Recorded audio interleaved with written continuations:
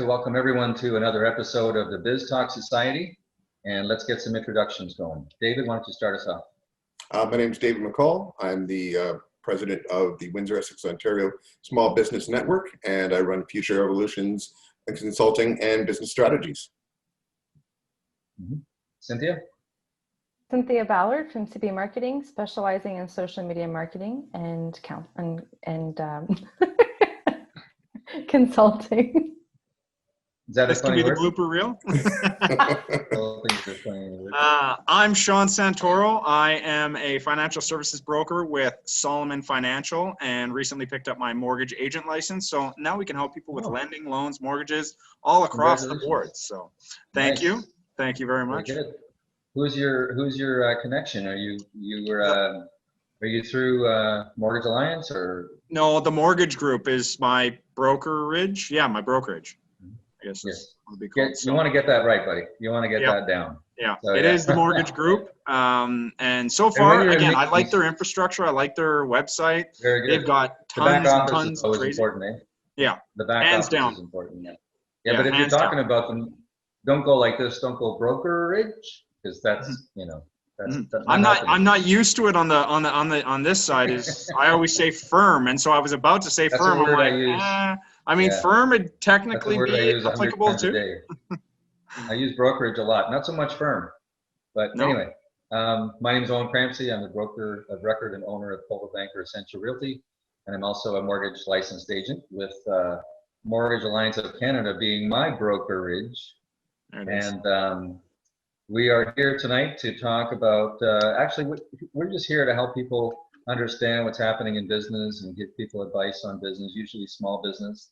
And we are a group of business owners and experienced managers, and we're just here to help.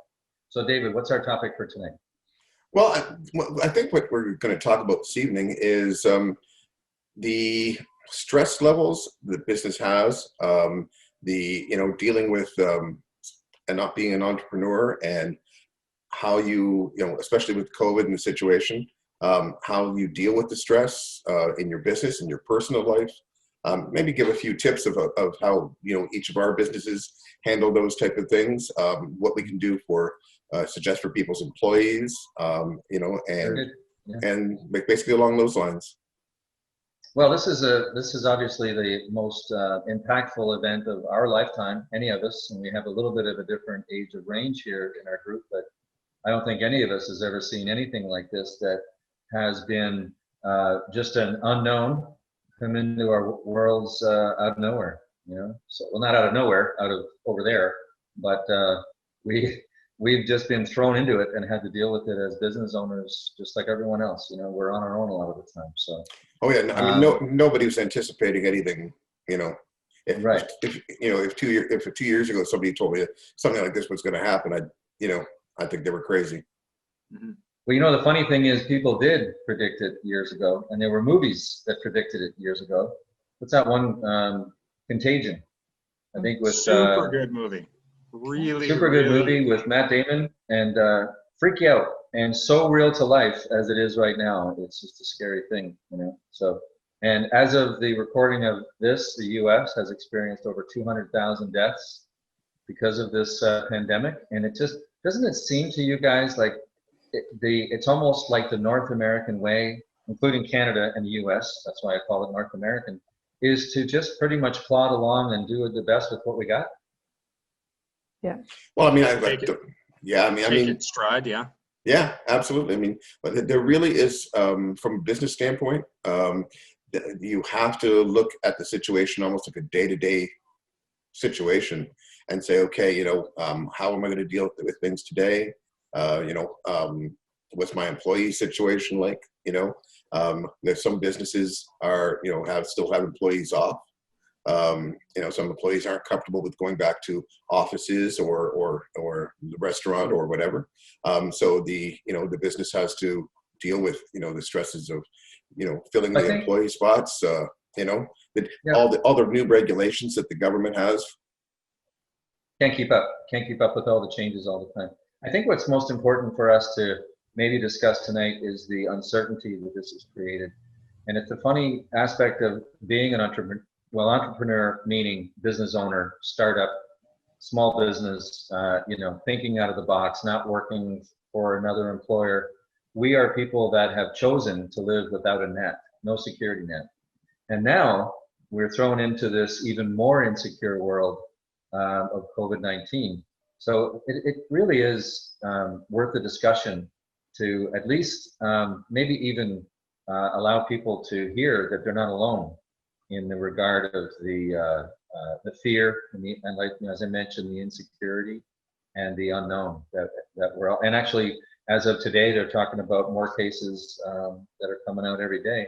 And I do wonder if that's an effect of the increased testing, or if it's really that we just have more sick people. But either way, the numbers are creating another. I wouldn't call it a wave, because I've heard people say another wave. I think that's a bit extreme, but I think it kind of, to me anyway, everything I've looked at online and in the newspapers is that it's put a little bit of a break on what appeared to be a bit of confidence coming out of the business world about just us coming out of this over the next weeks. We're not coming out of it over the next weeks. Well, and again, outside of, I hate to self-promote, but I work often with business owners, and I always say you need to have 3 to 6 months somewhere, somehow. I don't care if it's a line of credit, whatever. Ideally, assets that you could lean on, cash, something.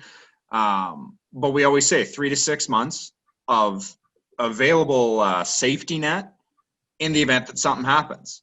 Create And it's your all own security. exactly. And it's always one of the last things that people kind of tend to plan for. And sure, right? Did anybody expect it to get this bad? No. But it's a good example that you never really know what's going to happen. And so all you can do is just hope for the best, but plan for the worst. And it may be a pessimistic attitude, maybe to automatically, plan for the worst side. But I mean, if that's the difference between my business going under and not, I would think I would like to keep it alive, right? And I'm sure a lot of other business owners would agree. I actually just read a little article, which was a really good article about chaos theory in business. And basically, I don't know if you guys remember the Jurassic Park. And Jeff Goldblum was explaining chaos theory to the one of the characters there. And basically, chaos theory basically just states that no matter how well you plan, little things are going to happen to create big problems.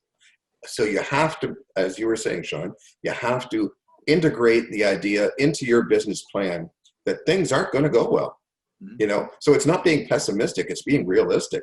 The reality is that employees are going to get sick, markets are going to change, COVID's going to happen, things are going to happen. So, to kind of be able to alleviate the business owners' stress, they have to take the reality and work that into their actual business plan and say, okay, now that I know that I'm covered for at least some eventualities, I can breathe a little easier if something does happen. Yeah. Too many, unfortunately, small business owners, and I'm sure all of us run into this, they're so focused on, and they are small business owners, they're so focused on paying their bills and keeping their stock coming in and keeping their business open, that they don't have either the time or the resources to consider that, but they really have to. Even before. The save for a rainy day, old man expression is there. The other one is life is what happens when you're making plans. I think that was John Lennon. I don't know if it was, but I'm giving it to him. And it actually was. You know what? But this is also this is not just a financial discussion. This is an emotional and a psychological discussion, because when people step out of the box and try to carve their own way, develop their own little empire in the world and hopefully make a living at it. Like I said, there's already a sense of insecurity to it. And to a lot of us, that's part of the excitement, is that there is like, watch me go, and nobody's going to hold me back. And there's no ceiling. But now it seems like, David, you mentioned that the idea of that having the security account needs to become part of your business plan. It's almost like having that, available strength in your mind also has to be part of your business plan. Well, And and I that think, no matter what happens, we're ready, yeah, Cynthia. Cynthia, I think Yeah, you wanted so to say, I think in with all of that, just kind of recapping what you mentioned there, Owen, about uncertain times. I mean, as entrepreneurs, we go through uncertain times often, more often than somebody who is an employee, right? So when you throw something like COVID in there too, and going back to the emotional part of it, we're not only trying to balance life, but life at home, your business, your entrepreneurship, and then is your business going to survive through all this? So if you have safeguards and ways that you can plan, like Sean said, with finances, and if you had that 3 to 6 months cushion, you're not worried about finances, so you can worry about something else. If you've planned for chaos to come into your business plan, which you should, then again, you don't have to worry about, okay, so now chaos has hit, now what do I do? You already have a plan on what you're going to do. Again, things are going to change throughout the process. But, what I wanted to kind of speak to from an entrepreneur to another is, I don't know about you guys, but I felt alone in the sense that many friends who were employees are off at home saying how much time they have in doing these renovations and, time with the kids and all that stuff. And us as entrepreneurs are, myself, I was busier than ever, right? So then you reach that burnout point because, you may have a spouse who is at home and you're still running your business. I don't know, did you guys experience something like that, or did your businesses kind of slow down? Well, I for mine picked up. I do the business consulting, so obviously during this particular time, there was a lot of people who needed, more support and more information. So mine definitely got to a point where, there was not enough hours in the day. I stay up very late. well, you, Sean, how's your business been?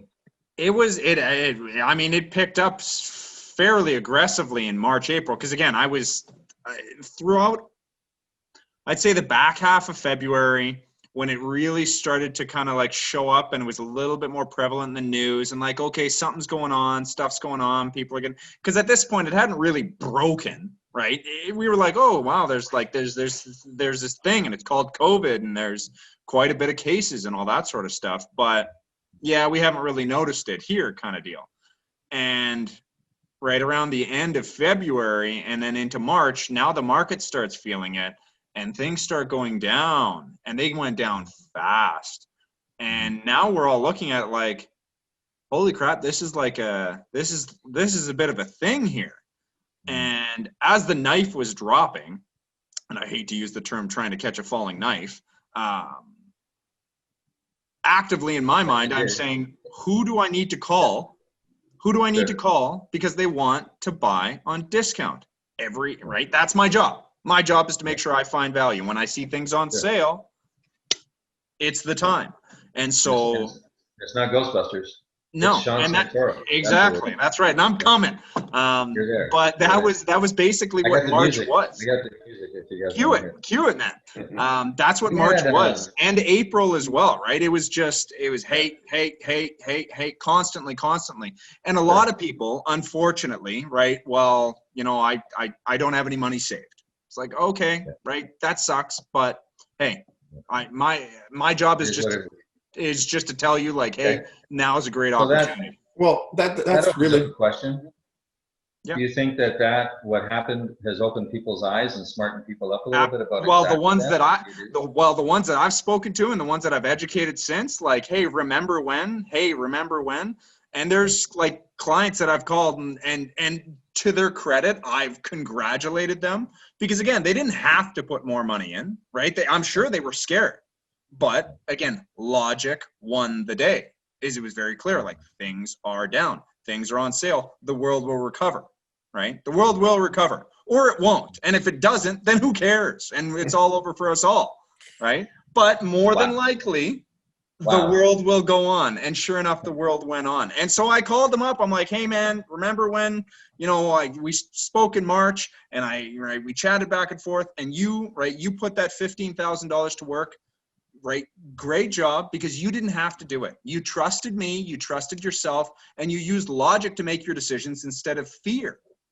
Yeah, that's the thing I looked at is it. these kind of, I didn't mean Yeah. to interrupt you there. These kinds of times open up opportunities for people that have a little bit more gumption and a little bit more kahunas, if I may, to step out of the worry. I mean, this is obviously a terrible time for a lot of people. A lot of people have lost their lives. A lot of people have lost people that they were very, very close to. And it's just, there's no words for how awful that is. In this group, we can't do anything about that. We're not talking about that as much. We're talking about how to kind of, help people feel that it's still, like you said, the world's not coming to an end. If it does, we're all going to be gone anyway, and I guess that's the way it goes. But it seems to me that this is an eye opener. I'll tell you, it was for my business. I haven't mentioned what happened in the real estate business just yet, but we had a drop very quickly in April of about 28%, as I recall. And In sales, in listings, or in like units, price? in units, in actual unit sales, yeah. So yeah, because we can go into average price points and units as well as dollar volume and all that kind of thing. I have all of that available if anybody's interested. But and I just had that meeting that David and I got involved in, a Zoom meeting with this great city, his group that he's involved in as well. And I talked about a lot of the stats as of the end of August. But as of the end of August, our market was starting to rebound. And we were still down compared to last year, but by 13%. I won't say only by, because that's a chunk, 13%. But I do see us coming back to, not to normal. I don't think, this is my other concern about business owners, especially young people. We'll never be back to normal. People aren't going to just forget about this. And even if there is a vaccine that works, it could be a couple of years until people are really comfortable with it. And there's a lot of people already talking about never taking the vaccine. So that means to me, anyway, my interpretation of it, I don't know about yours, is that we're never going to get back to what we knew as the normal. I hate that expression, the new normal, because that's so overused. But what we knew is probably not going to come back. Well, So my concern is that. Sorry? To be honest, Owen, even if a majority of people take the vaccine and COVID itself, becomes like, the regular seasonal flu. And let's hope that in the future, that's, the issue. You just get your seasonal flu shot and keep on going. The psychological impact from COVID, the change in the way people shop, the need for security, the need for, the realization that really bad things can happen out of the blue, because it just did. This is going to have a long-term impact on how people shop. So for business owners, it's going to have a big impact on how people, run their businesses, what they sell, who they sell to. Just a quick example, we were talking with Frank Abruzzese from AlphaCore, and about how large companies are keeping they've got their employees remote right now. They're considering keeping a majority of their employees remote. That's going to change the real estate market for leasing offices, but it's also going to change how the stresses in a work environment, because now you're going to have people working remotely from home, feeling separated from their workplace and the other individuals. So this is going to cause, psychological and stressful Affecting situations there. relationships. Absolutely. Affecting relationships. And it's going to affect how businesses relate to their employees. All these safety precautions that you're seeing at all the stores, they're not going away anytime soon. So there's going to be. It seems to me a lot of that ought to be in place anyway. I was always uncomfortable with walking around buying fruit that other people were coughing on at will. Oh no, Cynthia, I want to ask you a question in the marketing world, because you have a lot of clients who are entrepreneurs. Have you found that that people are changing their game plan when it comes to their technology efforts as opposed to what they might have done before? Are they spending more money? Are they looking for different ideas? How's that affecting your world? Yeah, I'd have to say a lot of companies that was not able to bring their services or their business online. offering curbside or porch pickups or drop-offs or whatever that may look like, right? Or shipping. Without the ability to do that, a lot of businesses truly suffered because expenses still continue, right? As businesses. So I do find that a lot of times when a business owner would phone, it would be, I know we talked about this 6 months ago or a year ago when I really needed to do this, but now I needed to do this yesterday. Right. So it's really put that in perspective. I mean, you look at places like Amazon is really truly taking over in that world. And they're looking to even take over even more by offering, shops and those type of things for entrepreneurs. But from an economic standpoint, these businesses and small businesses need to realize that that's not the answer. Because look at, not saying that, Amazon's not great, it's corporate. And we really need the mom and pop and the small businesses for our economy. So it's important for these businesses to really change. So I do find that marketing's really changed for them. Whereas, people may not be comfortable right now to pick up a paper that's been delivered or, a postcard that's coming into your mail from Canada Post and the uncertainty of when things are going to be delivered and those type of things. So I do find that marketing has really taken a different area. Even the fast food restaurants, right? And you look at restaurants, they all now either have an app or they have a website that you can order and just pick up. Which is phenomenal, right? Like that's great. Talk about a short-term evolution, right? To use it's kind of applicable.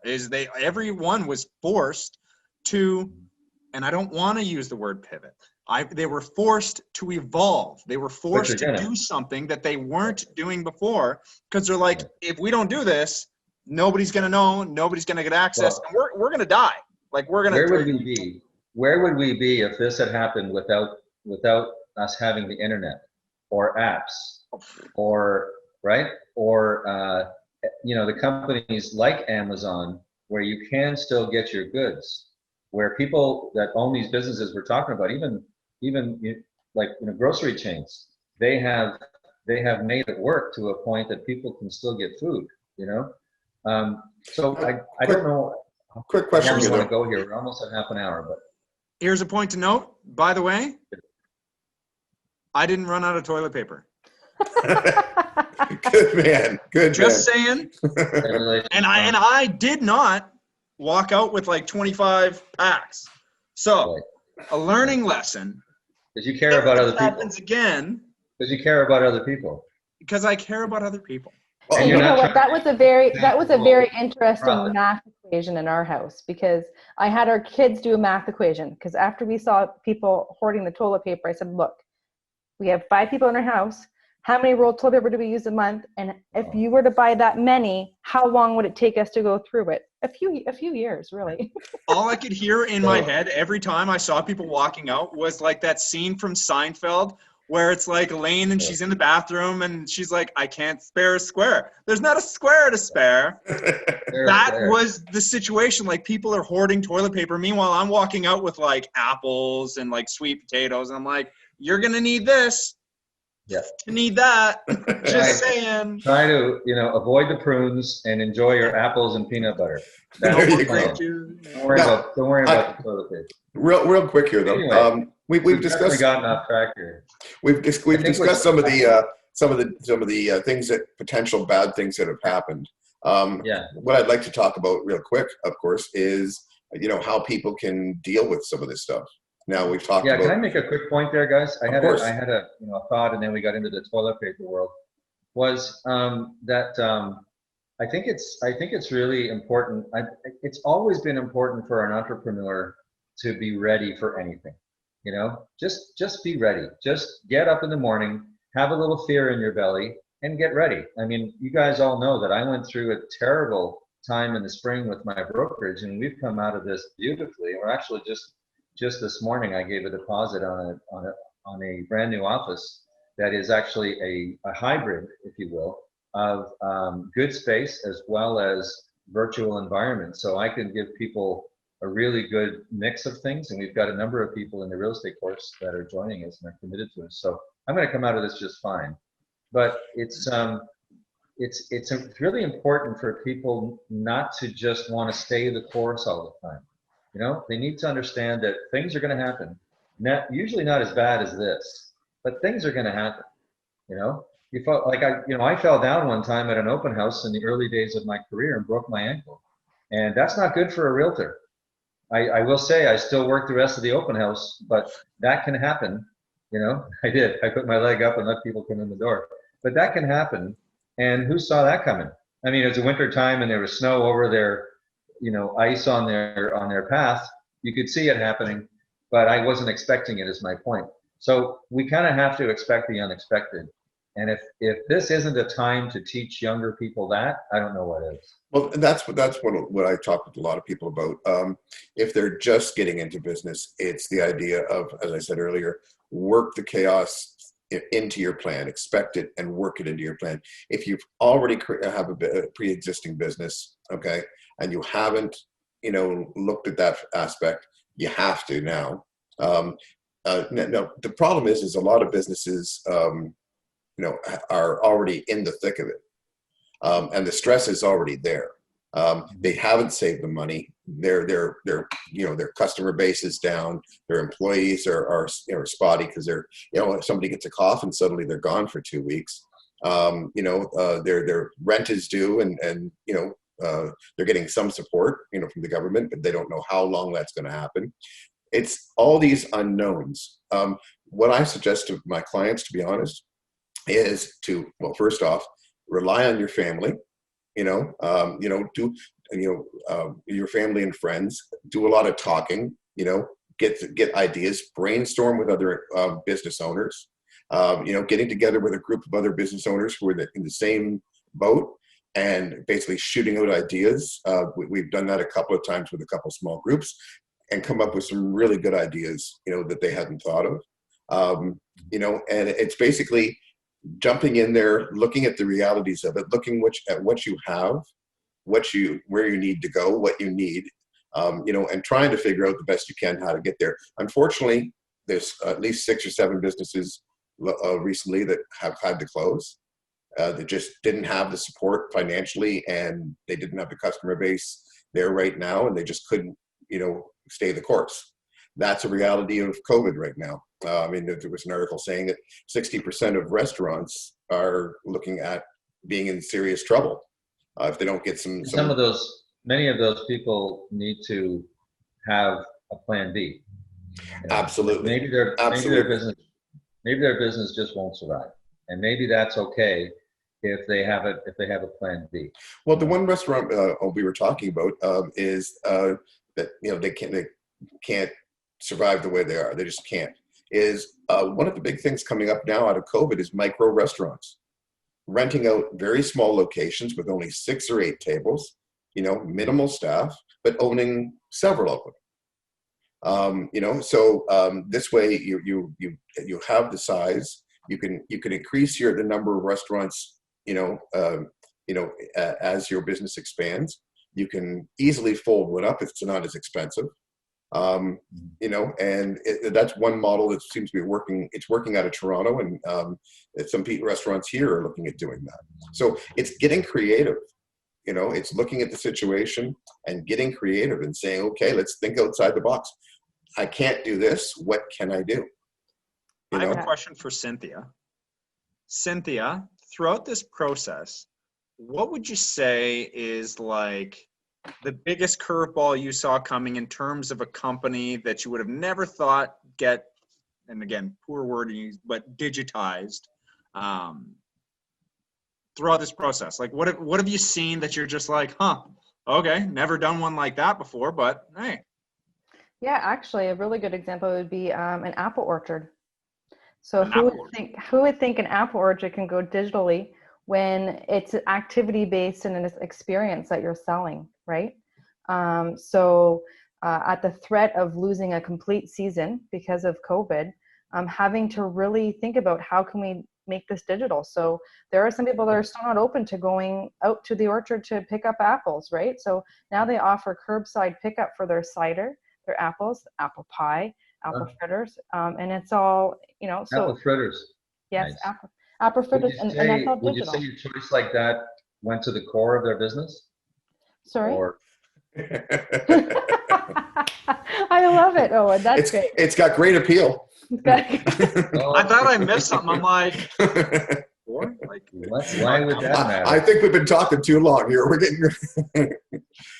So Okay. I guess we should wrap it up, guys, because I know we're on a time limit a little bit here on this one tonight. So I hope people have enjoyed listening to us, and I hope they picked up a couple ideas, and even if not just mostly that there is no perfect answer, that you just got to be ready for anything and just keep plugging along and do the best you can with what you got. And it's maybe that's not a real solid box of advice, but it's important to keep in mind for all of it. So shall we wrap up, guys? Until I next think time. so. Till next time. Let's do our outros. We'll start with David again. Oh, David McCall, president of Windsor Essex Ontario Small Business Network and owner of Future Evolutions Consulting and Strategies. Cynthia? Cynthia Ballard, president of CP Marketing Incorporated. Sean Santoro with Solomon Financial and the Mortgage Group. And the mortgage group, Mr. Newly Licensed Mortgage Agent. Welcome to the industry. Let's go get And it my done. name's Owen Cramsey, Coldwell Banker Essentia Realty, broker owner, and also a licensed mortgage agent with Mortgage Alliance of Canada. We really hope everyone's enjoyed their time with us on this Zoomcast/podcast, and we hope that you will come back and listen to us again. Thank you again.